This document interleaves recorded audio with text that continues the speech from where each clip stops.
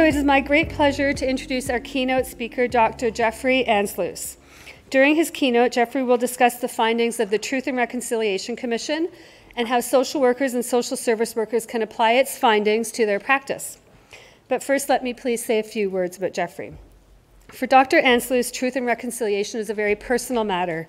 He is a member of the Fisher River Cree Nation and was raised in Winnipeg, an urban center with one of the world's largest and fastest growing Indigenous communities. His grandmother and mother are survivors of the Indian residential school system and the 1960s scoop.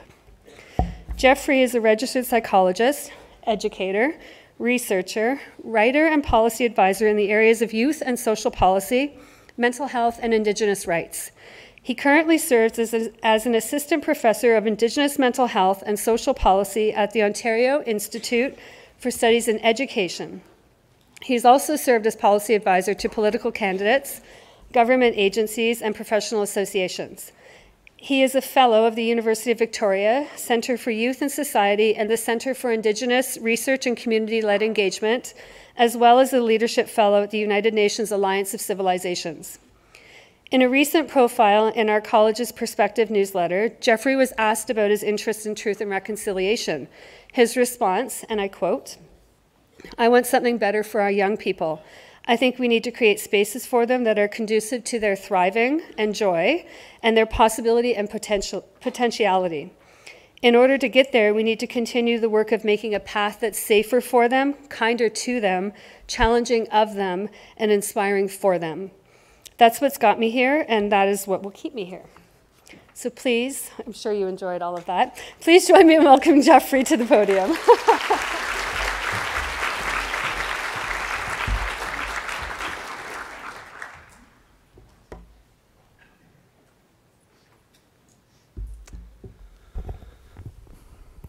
Hello.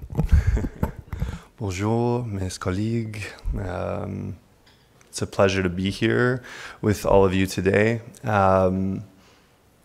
Back in Toronto, I feel like I'm a little bit like in another time zone. I've been coast to coast to coast within the last week, and so I don't know what time I'm living in, but it's a little twilight hour-ish for me. But it's really great to be here with all of you today to share some of my thoughts, ideas, some of the great and tremendous work of many of the members of our communities over the last decade across Canada, and to think about what it might mean for the professions of social work and social service work to make good on what I think this particular social moment would have us understand as the very complicated and precarious work of reconciliation, if we even choose to use that word going forward. I want to begin by doing the weird thing that's happened since 2015, where we acknowledged land and water. I say the weird thing we do because we all stumble through this at every gathering and every public space, and increasingly this practice has become almost the de facto public space ritual for woke, politically correct bodies of people who don't want to be seen as racist, but also wonder what we're doing. So I make it a practice to think about the acknowledgement of the land and the water that we live on as a discomforting political practice which brings us into touch with what's awkward about being Canadian.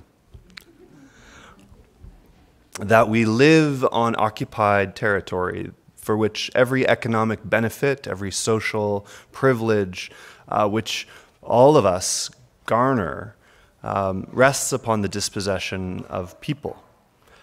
That's welcome to Toronto.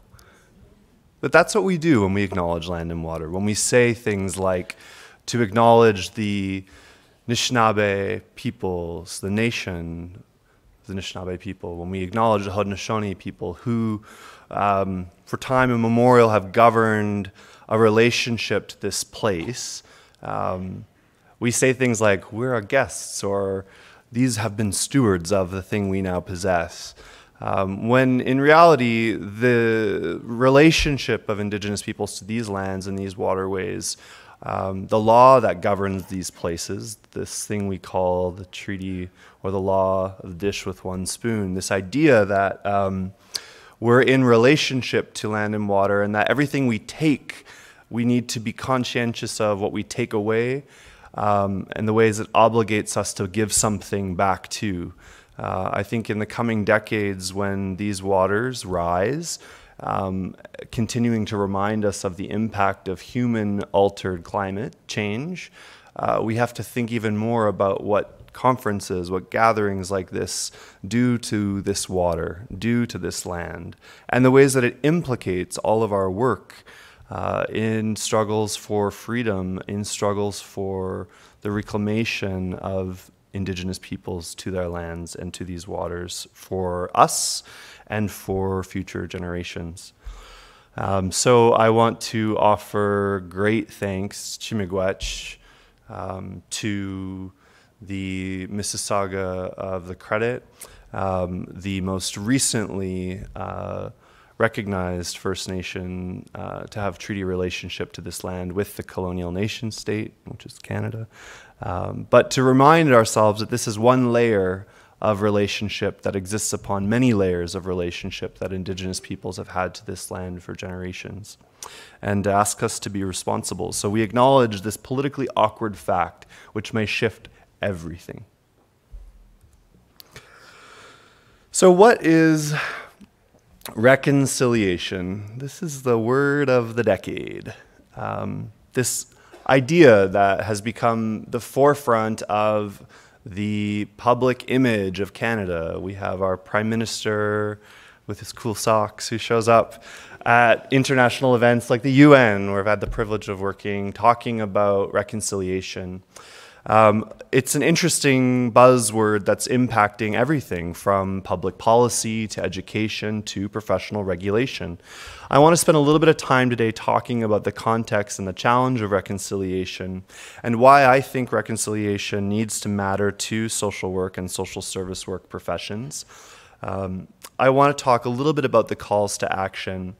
And then I've also added today some content related to the final report, which came out last week on missing and murdered Indigenous, or 2 weeks ago, missing and murdered Indigenous women, girls, and Two-Spirit peoples, and to ask us collectively what it might mean to think differently about the future of your professions, and to think about what that looks like in relationship to Indigenous peoples in this particular moment.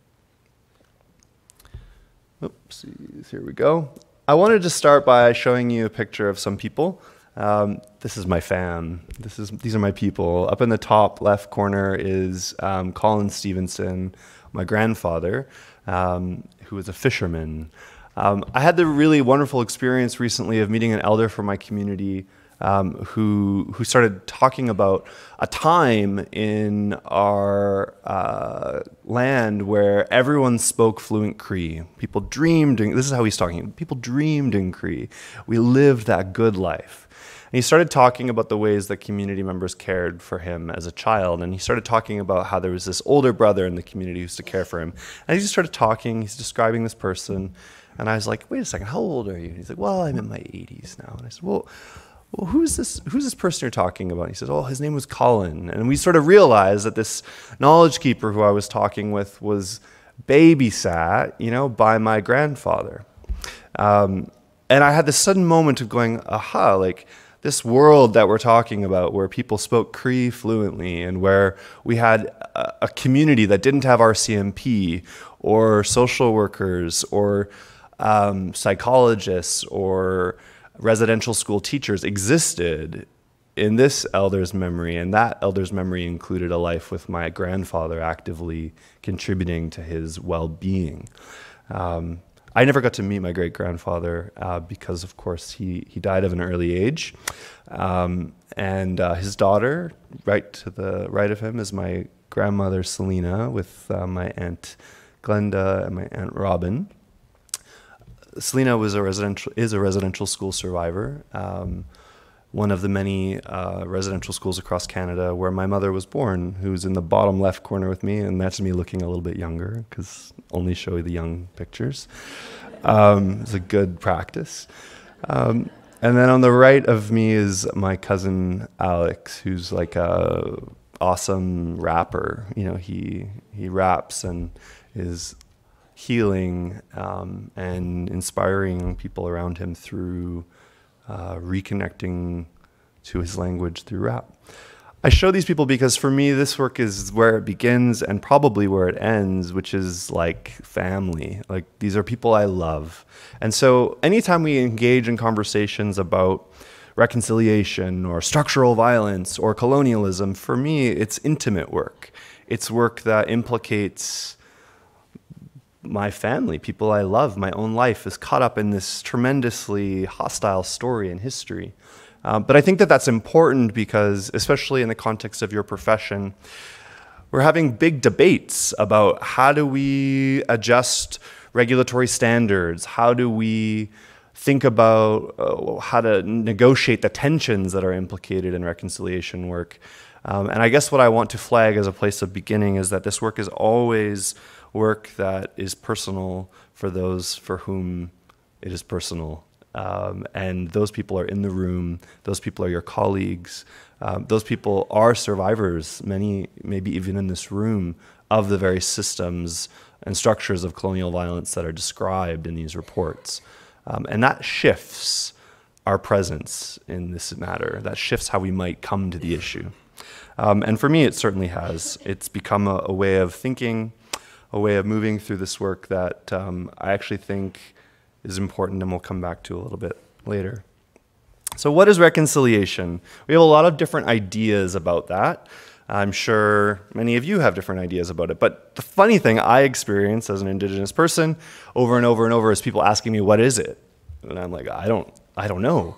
I have some ideas. But this is what the commission that was begun in 2008 that ran through to 2015. This was the precursor to that commission's beginning. A statement by then Prime Minister Stephen Harper. On behalf of the Government of Canada and all Canadians, I stand before you in this chamber, so central to our life as a country, to apologize to Aboriginal people for Canada's role in the Indian residential school system. The burden of this experience has been on your shoulders for too long.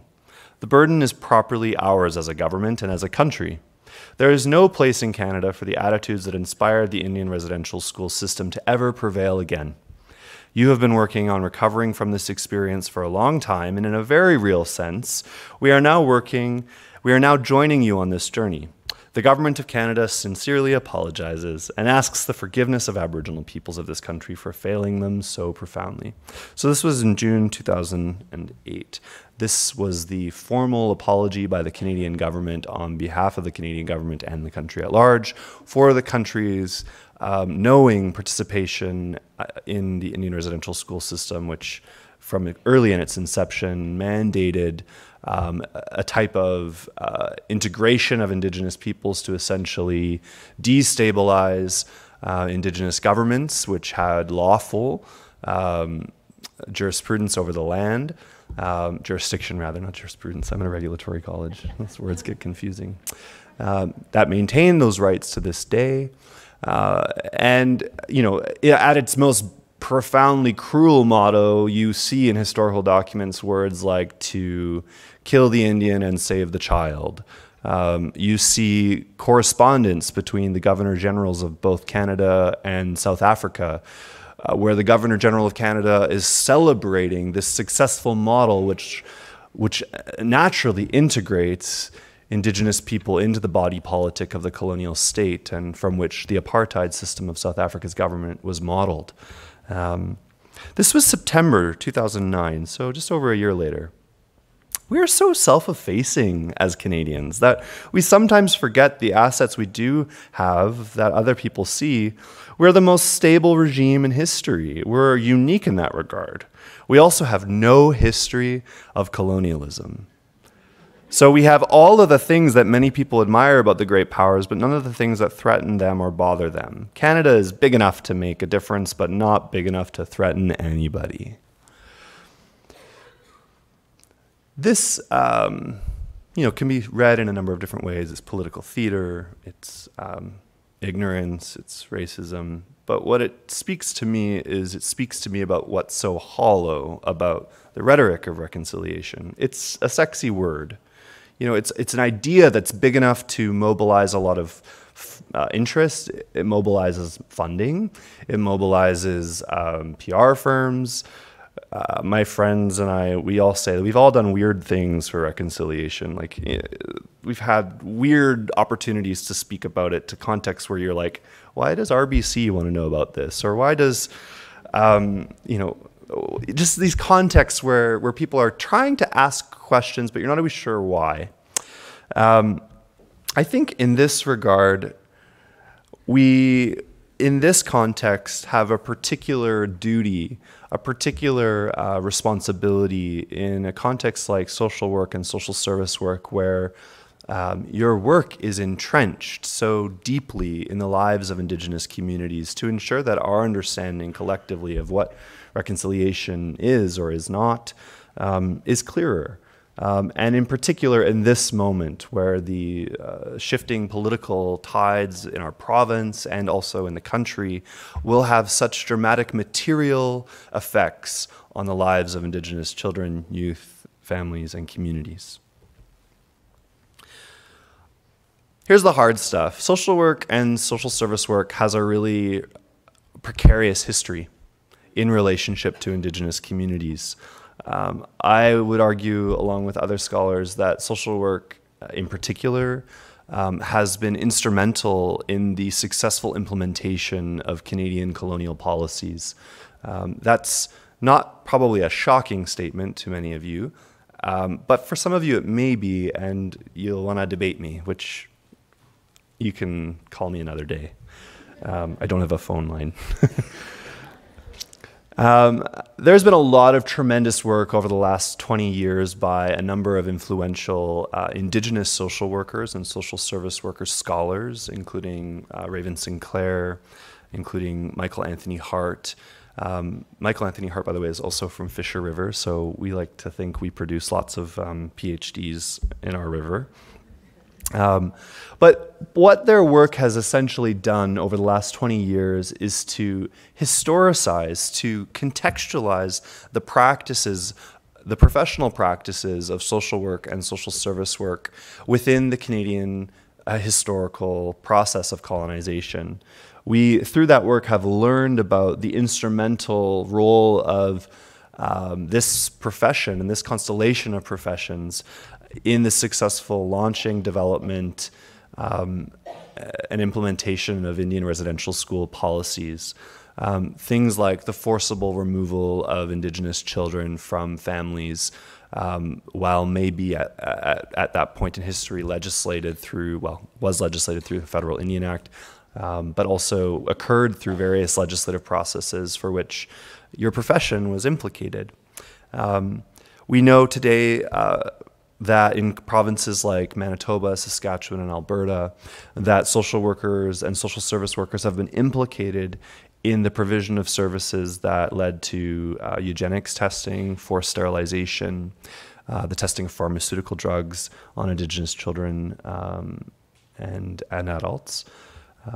We know today that in provinces like Manitoba, the data is kind of being currently updated in Ontario, so we'll have better knowledge about this in the coming years. But we know that in provinces like Manitoba, over 85% of children in child welfare, in child and family services, protective custody by the province, are Indigenous. So what that tells us is that from the 1960s onward, where we have well-documented movements by social workers like Raven Sinclair, who have made incredibly clear the racializing impacts, the nature by which the disproportionate overrepresentation of Indigenous children in these systems of care creates a type of discrimination that exists within this particular field of practice. That's not ceased since our knowledge of that began in the early 1980s, but in fact it has increased, and now coming up to 2020, there are more Indigenous children in Canada who are in care than at any other time in our history, despite the fact that we're all woke to reconciliation. We also know that increasingly the role of social workers and social service workers includes intersections with the educational system in components of testing and assessment. And while there are varying degrees and scopes of practice that are regulated depending on your jurisdiction in this particular area and your training backgrounds, we do know that these sorts of practices, in particular the practices of assessment, have profound impacts on academic achievement for Indigenous young people. We know that most IQ and academic achievement testing today differentially negatively impacts Indigenous children as well as other children of color, immigrant children. So these are some of the ways which our work is already kind of complicit in the things that are leading to such profound social and economic inequities. We know that social workers have an increasing role within the correctional system. Social service workers have been on the front lines of corrections for many years. And in these contexts, there is increasing work and scholarship by Indigenous scholars that are looking at the overrepresentation of Indigenous people within these systems, the overrepresentation of Indigenous youth in particular within youth corrections, and the overrepresentation of adult Indigenous women. Within these systems, rehabilitation, which is increasingly looking more like retributive models of justice as opposed to restorative ones, has a particularly policing and regulatory effect on Indigenous peoples in a way that disadvantages, creates systems of inequity that are profoundly different than that of the general population. You know, the former chief of the Assembly of First Nations, Sean Atleo, is sort of famed for saying that today in Canada you're more likely to go to prison than to graduate from high school, which is actually it's based on true census data. And that's a startling idea. It's a startling idea that some of the growing contexts and spheres of social service work and social work are contexts which are at the heart and center of the colonial project. I think all of these things, which are all challenging contexts of work, remind me that our work is always one which is engaged with a political practice where we are intersecting with ideas about what it means to serve particular communities. When we talk about the marginalization effects of Canadian colonialism, I think a more sinister, or maybe a place where it's less obvious that colonial complicity plays out, is in the idea that we begin to see particular groups of people merely as profiles of risk. So for example, those of you who work in context of healthcare, or those of you who work in contexts of community support services, are increasingly familiar with the language of social determinants of health. This idea that there are structural and social bases to social inequality. In Canada, we have begun to almost describe merely the idea of being Indigenous as a social determinant of health.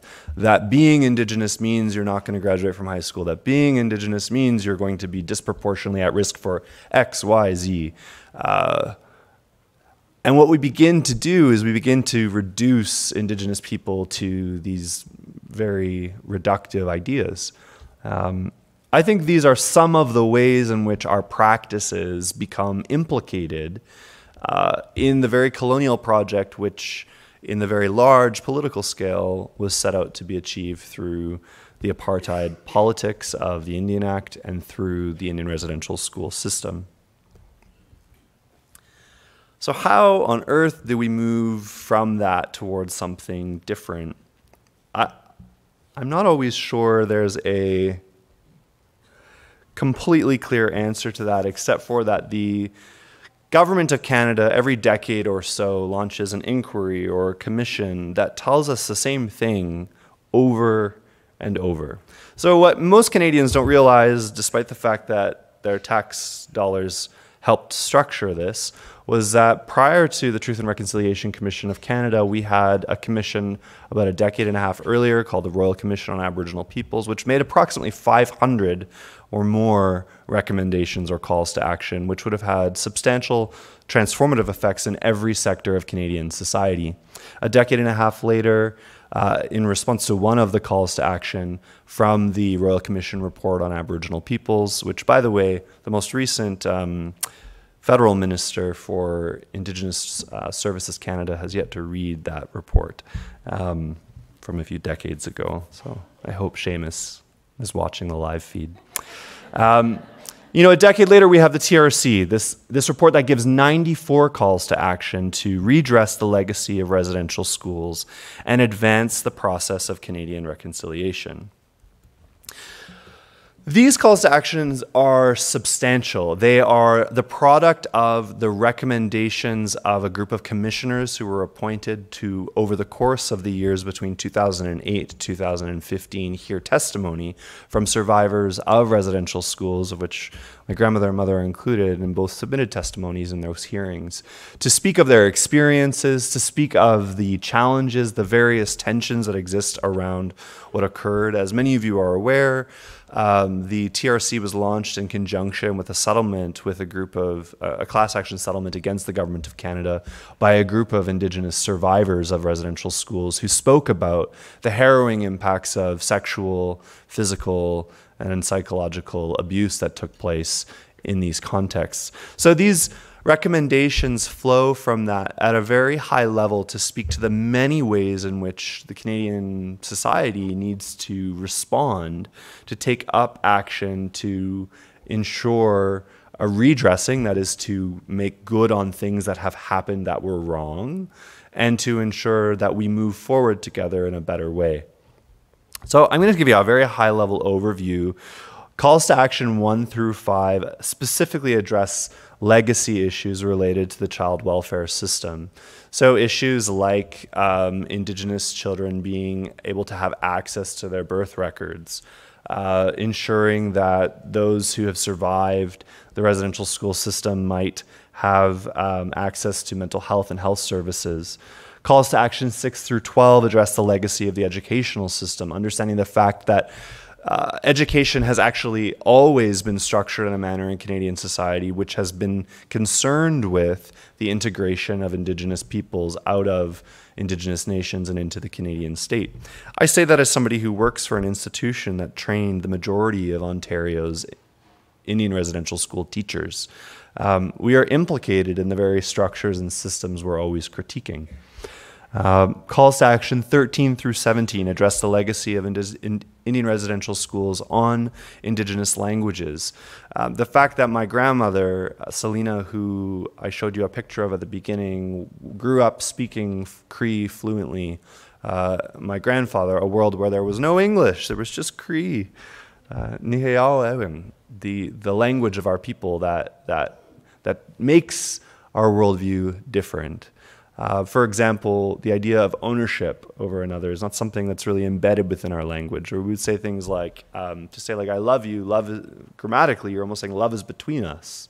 Recognizing that there's relational processes that are enacted, that all things we have relationship with, that even plants, animals, and material things are things we have relationship with, not just things that we lord over or have dominion over, as our Constitution might suggest. Languages hold the way we see the world. Calls to action 18 through 24 are addressing issues of Indigenous healthcare. Did you know that in the province of Ontario, Indigenous children up until last year only received 70 cents on the dollar in healthcare spending compared to every other child in Canada? That's called apartheid. That is apartheid legislation that is enacted within our healthcare system. Indigenous justice, sections 25 through 42. This calls for a comprehensive reform, an investigation into the overrepresentation of Indigenous people in the carceral systems. This looks at investigating why we continue to use retributive as opposed to restorative justice practices, why policing in our country is particularly racialized. Calls to action 43 through 44 calls on the Canadian government to adopt and implement the Declaration of the Rights of Indigenous People. If you follow what's happening in Senate currently, this has been moving forward with one of the calls to action has been moving forward. Of course, I like to remind Canadians that Canada, the United States, Australia, and New Zealand were the last signatories of the UN Declaration on the Rights of Indigenous Peoples within the UN. Also, the 4 countries that have ongoing colonial apartheid legislations governing the lives of Indigenous people. 45 through 47 is a royal proclamation and a covenant of reconciliation. That part of what it means to be a Canadian now is to live in an understanding of this particular history, that when we do land acknowledgements or when we do citizenship oaths or when we do our, that's kind of fun. When we do these things, we're implicating ourselves in a particular social fabric. That what it means to be Canadian is not just to be a peacekeeper, but what it means to be Canadian is also to be beneficiaries of a violent colonial history, and one which obligates us to special relationships with Indigenous people. I like to remind people at this point that the Canadian Constitution actually defines Indigenous people as having special rights that differentiate Indigenous people from all other Canadian citizens. It's a section within our Constitution. Not something that the majority of Canadians know. Also should be part of every regulatory college's jurisprudence, for the record, along with the UN Declaration of the Rights of Indigenous People. That's a great working group for regulatory change, in my opinion. Calls to action 48 through 49 talk about settlement agreements in the United Nations. 50 through 52, equity for Indigenous peoples in the legal system. 53 to 56 is very interesting, to establish a National Council for Reconciliation. This would be a group charged with monitoring the implementation of the calls to action. What I find really interesting here is that this body was charged with a very interesting responsibility to have a yearly report, an annual report on the health, social, economic, legal, cultural status of Indigenous peoples in areas related to maternal health, suicide and mental health, educational achievement, social inequities, economic development, like a pretty substantial report annually on progress to address social and economic inequities for Indigenous people. That has not yet happened. The council has established an interim council, but monitoring of those things has not yet occurred.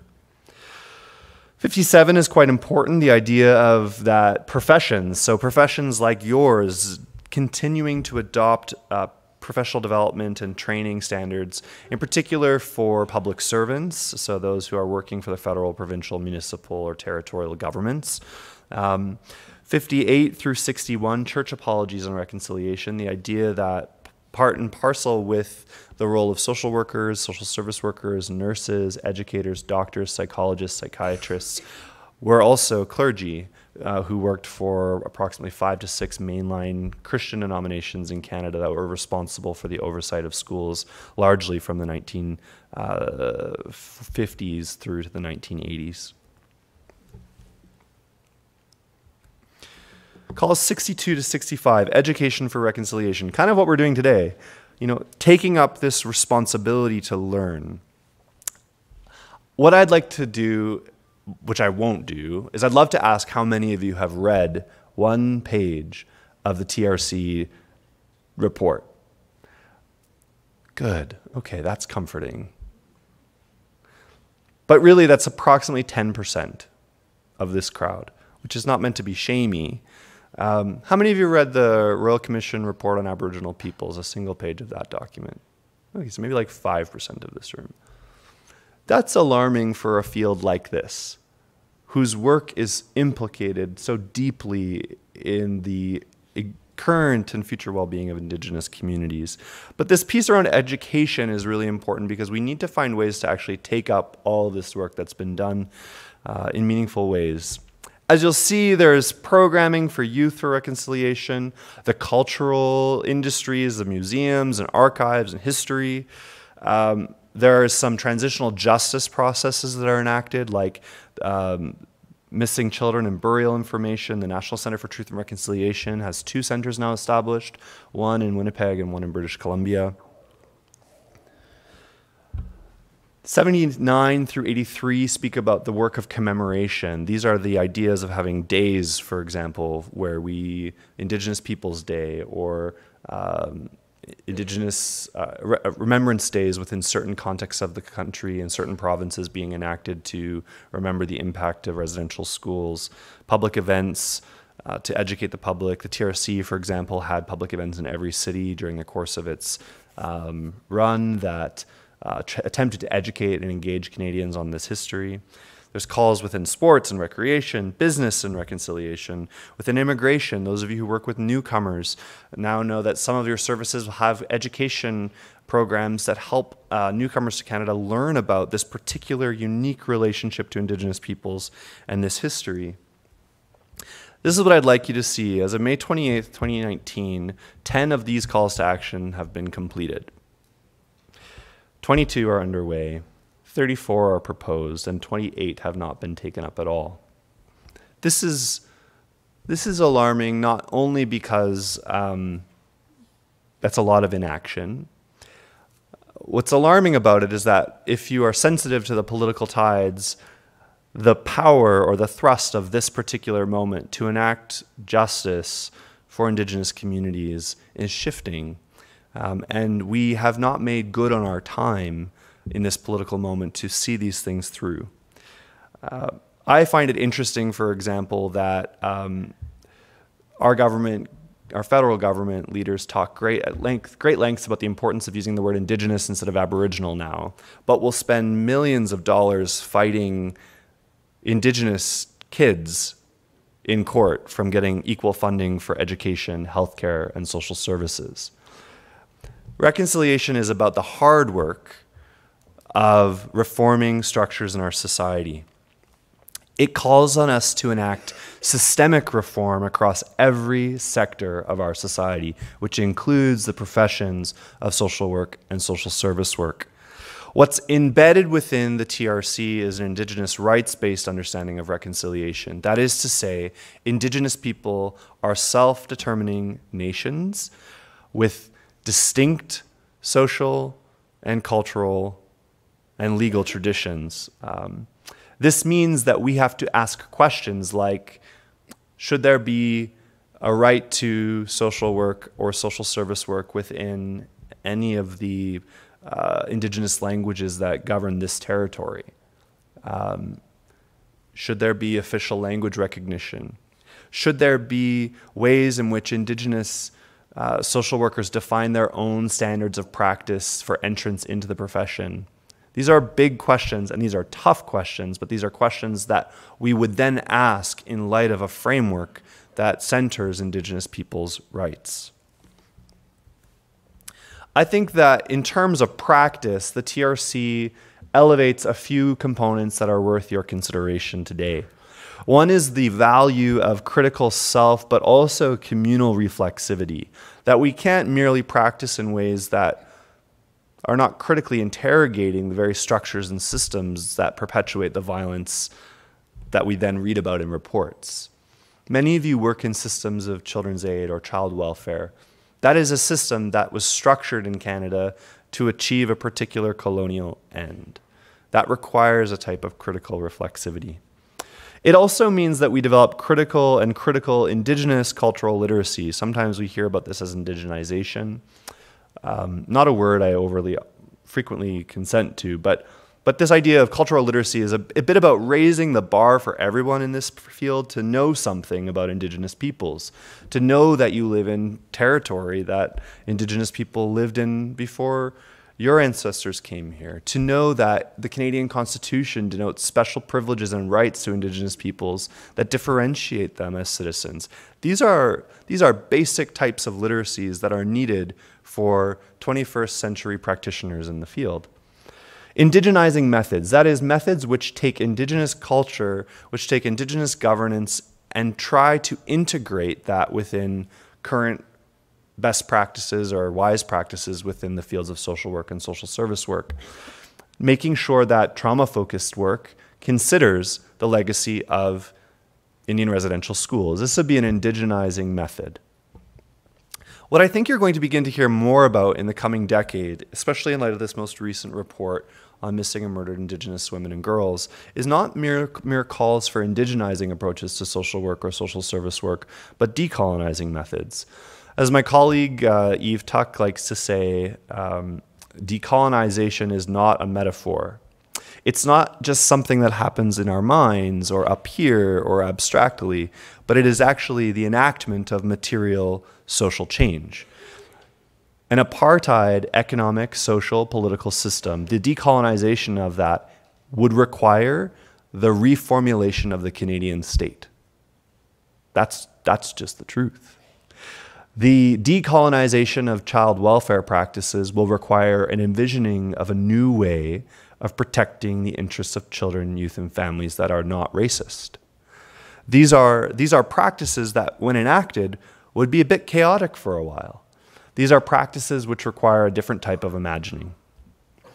Finally, the TRC calls to action ask us to think about collective action and socio-political mobilization, which gets at the heart, I believe, of what makes social work and social service work potentially one of the best suited professions to respond to this call to action.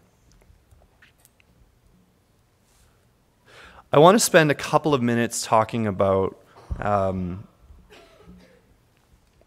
the final, and I say final in brackets because I just don't believe it. You know, every decade, I know that in a decade from now, we'll be talking about another report because it's just, history is a pretty good indicator. But the final report from the inquiry on murdered and missing and murdered Indigenous women and girls came out 2 weeks ago. It comes out with 231 imperative changes, including calls to justice for responding to what is one of Canada's greatest social, political scandals of this decade, which is the fact that for the last 40 years, Indigenous women, girls, trans, and two-spirit people have been disappeared or murdered. And there has been a consistent failure, a systemic social, political, legal failure to address the fact that women and girls are going missing or dying at disproportionate numbers without appropriate investigation. The inquiry on missing and murdered Indigenous women and girls is very politically loaded, very charged, and there are a lot of tensions about the inquiry itself. But it is managed in the midst of that to produce what I think is a very compelling report. In that report, it offers a new framework, which I think has particular relevance to social work and social service work, which is the idea that in order to address the complex forms of social violence that is impacting Indigenous communities, the society at large, we need a relational approach to work. Y'all do relationships, right? It's like your shtick. Secondly, the idea that Indigenous recognitions of power and place matter, that Indigenous peoples have a particular relationship to this land, to these waters, to this legal system, and that needs to be enacted in different ways than is currently occurring within our country. The idea that we need human rights tools, actual mechanisms by which we can hold the government to account, by which we can hold Canada at large to account. And then finally, to recognize that colonization is a type of gendered oppression, that it differentially impacts women and girls, trans, intersex, two-spirit, queer, non-conforming, femme-identified individuals differently. And this has been well documented for decades, but is something we are beginning to come to terms with as a country. Maybe. It also offers us a more elaborated rights-based framework than was initially identified in the TRC report. One, that Indigenous people have a fundamental right to culture.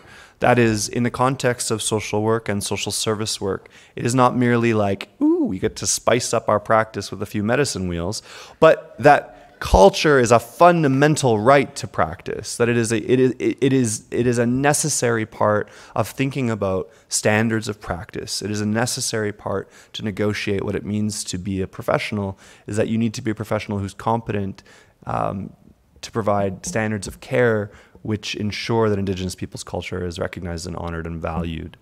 The second is an idea that Indigenous people have, surprise, surprise, a right to health. We're allowed to be alive in a world that marks Indigenous people's bodies for erasure, which more or less closes our eyes or refuses to attend to the ways in which violence is racialized or gendered against Indigenous peoples. This idea that Indigenous people have a right to health, they have a right within this country to equal health funding, for example, is fundamental. That also includes rights to mental health services, and I think this is potentially one of the gifts of the inquiry that is more generous than is potentially even warranted. But the idea that a rights-based framework on mental health could potentially usher in a very different social policy era for Canada at large. The third area is the rights to security, that Indigenous people deserve safety from violence. This means that we need comprehensive reforms to policing structures that center community governance, that center community accountability. It means that we need fundamental reforms to the ways that social work and social service work practice in communities as surveillors as opposed to helping professionals. These are challenges that get at the heart of what it means for communities to feel safe. Finally, rights to justice, that there are things that have happened in our history as a country that are wrong. And Indigenous people deserve not just the rhetoric of reconciliation, but a redress and a reparation for that violence. Finally, the third framework they offer is a very, what I think is most interesting section of the report, an expanded definition on wellness and healing. That healing is something that is personal, that is communal, and it is structural. We've gotten very good in Canada at naming colonialism as the problem. We've not done very well yet at finding ways to structurally intervene, to enact policy and reforms which alter the structural conditions which cause harm. So that means we need to think anew. We need to find new ways of enacting social change to bring about the type of justice that's needed and healing that's needed. Also, the report does something which I think shouldn't come as a surprise, especially to social service workers in this room, but the idea that lived experience and frontline lived experience with Indigenous communities matters. That Indigenous people are best positioned to speak about their needs, that people who are suffering in these systems of power are best positioned to imagine the changes that are needed to reform these systems or abolish them or create new ones. But it's a good reminder to us about how we might listen differently. So I've got a few final ideas which I'll offer up that I think are worth your thinking through. One is the importance of the work that remains for your college to address the legacy of your own specific complicity in colonial practices and policies. This is hard work. It involves colleges thinking very seriously about the ways in which, in expanding scopes of practice and expanding sites of practice, also makes you participants in sites of practice which have been embedded within Canadian colonial history. That's important work. The second is the importance of truth-telling, the importance of listening, and creating not just safe spaces, but brave spaces of critical reflection and accountable social action. This means putting your neck out in moments when it might feel uncomfortable to do so in context of leadership, in context of practice. I think the third thing is making bold moves and sustained commitments to enhance Indigenous representation within your field, as well as to create space for new articulations of the field and the scope of social work and social service work practice. I'll say this, I am not a social worker or a social service worker, although I've been privileged my entire career to work with your kind. I am an ambivalent, critical psychologist. I know, they let me in the room. You know, in our field, we have 12 Indigenous psychologists in Canada. It's really poor in the sense that that's a profound underrepresentation that creates about one psychologist to every approximately, 600,000 Indigenous people. Yeah, it's not great numbers. So, we need to do a lot better at increasing representation, but we've said this for about 30 to 40 years in our field. So we went from like 1 to 12. Almost all 12, by the way, have left the National Association as a result of this inaction. I say this because I think it's a caution and a wake-up call to organizations like your college, as well as the professional association leadership represented here today. The time is past to do this work, and so now is the time to urgently and deeply make bold moves to ensure the greater representation of Indigenous people in this field of practice. I think social work and social service work is, I've said this before, I'll say it again, the best positioned field in Canada to mobilize the social actions that are needed for unsettling colonial power in material, economic, and structural senses. I have this overlaid on a poster. This image went viral a couple of years ago when there was a cluster of suicides in OCSWSSW. This is what youth in the community said that they felt like they needed in order for their community to do well. A fitness center, better education, traditional teachings, dry land, a youth campsite, a recycling center, sports. Here's the ones that really catch my eye. Dust control. Dust control. These are high school students, remember. An elders camp, a clean swimming pool, a shelter, a library, firefighters and nurses, Aboriginal leadership, a cinema, to meet with the Prime Minister. So this was facilitated by a group of social workers, I might add. I think this gets at something really important. We can spend a lot of time building up empires of regulation.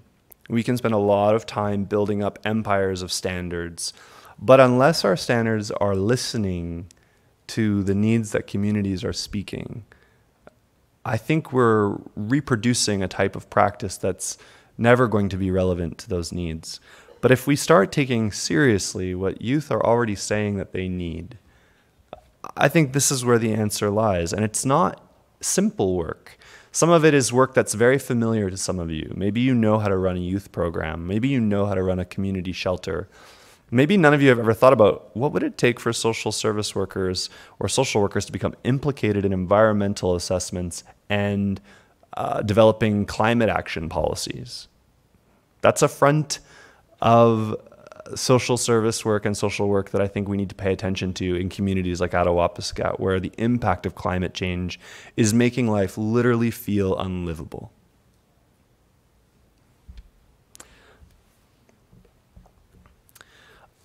I think the most successful transformation or growth in your field and the ways that other fields are learning from social work are the idea of always returning to the roots of what your disciplinary perspective has done best, which is to begin with ground-up strategies, which are led by communities, which are contextually reflective. That is, you're paying attention to what's happened.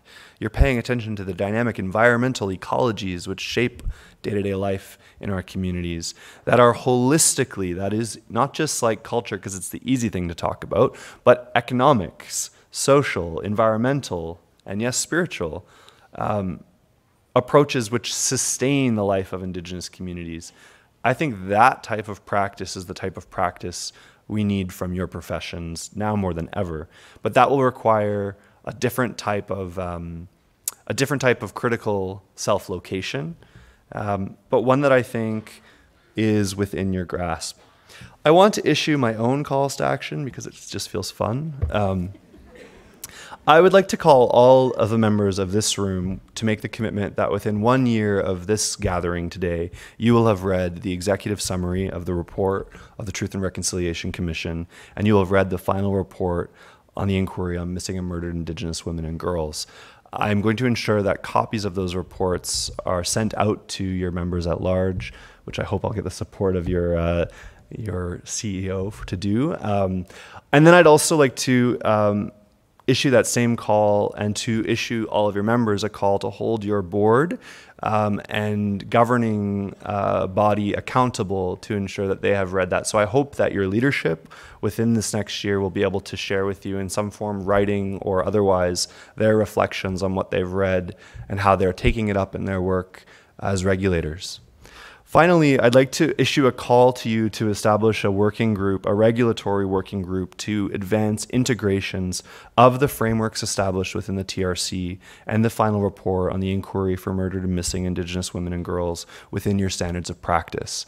So this type of work is being taken up in different colleges across the country, but I think you can show leadership by doing that very tenuous and difficult work of reflecting on that. And I would encourage you to ensure that you draw on your Indigenous members to help convene and lead that group, but also that you don't let this work just fall to your Indigenous members, that you, whoever you are, Indigenous or non-Indigenous people alike, take this up as a responsibility that's core to what it might mean to protect the public interest.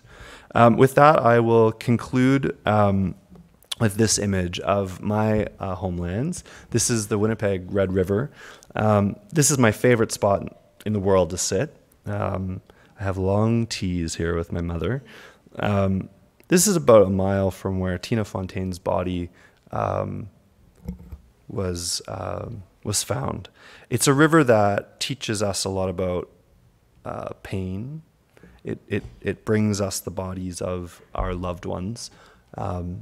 It's a river that also teaches us about struggle. You know, in the winter, this river freezes, but the river doesn't stop moving. Deep underneath the ice is water rushing, and it churns against the clay, and it turns our river muddy. And the word for our river in Nihiawe and Anishinaabe means muddy river, which is where Winnipeg gets its name. I think about that, and I think about the struggle, that sometimes the struggle feels like nothing is moving, but I do believe that in Canada, Indigenous peoples and our communities are like that muddy river. We are churning deep under the ice and growing stronger each day. But in the springtime, that river cracks open and it thunders when it does. And within a day, this silent, snowy river turns into this river of icebergs, which cause flooding and remind us every year that we don't control the land, but the land controls us. And it floods our lands and it buries our homes in water, but it also makes that land fertile and allows us to grow crops. The river is a good teacher. But I think the thing that I will always remember about this river is it's moving and it is resilient. And I think that if I can leave you with an idea about Indigenous peoples and how to contextualize what's happening in your country about our relationships with one another, I hope that you, like our river, will keep moving forward, that you will take up that work, messy as it may feel, muddy as it may seem, and yes, full of pain, but that you will keep moving forward. And with that, I'll say, Chimigwechan, thank you so much for listening. And I don't know if we have time for questions, but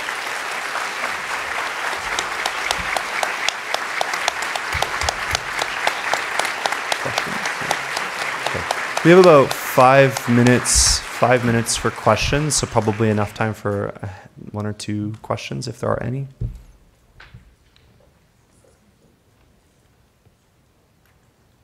Yes, if you could just use the mics so everyone can hear you.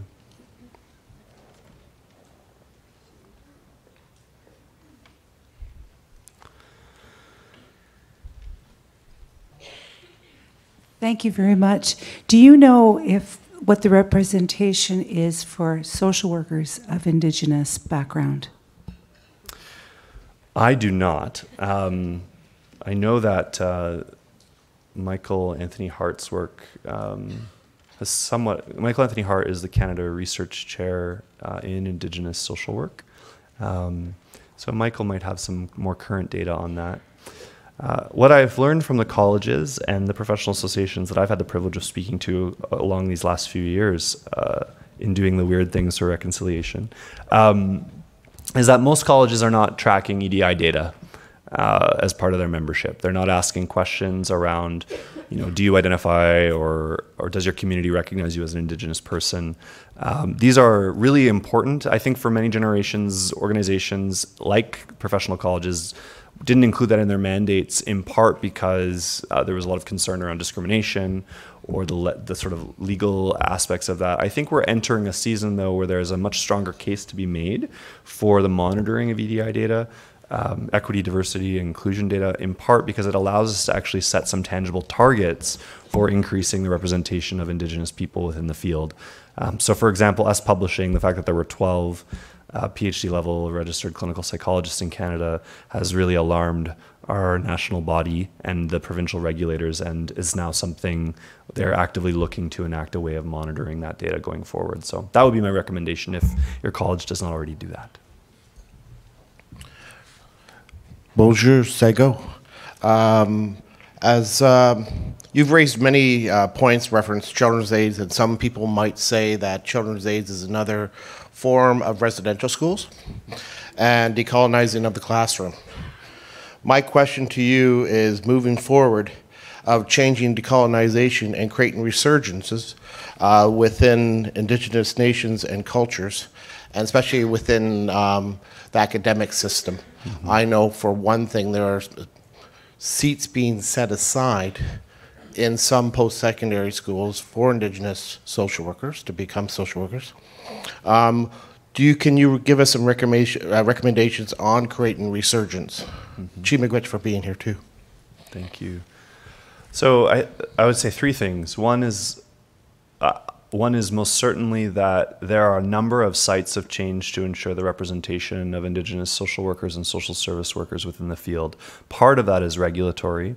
And I would say that knowing that regulatory bodies do not carry the responsibility necessarily of advocacy for the profession in the same way that professional associations do, but regulators do create standards which inform how people enter the professions.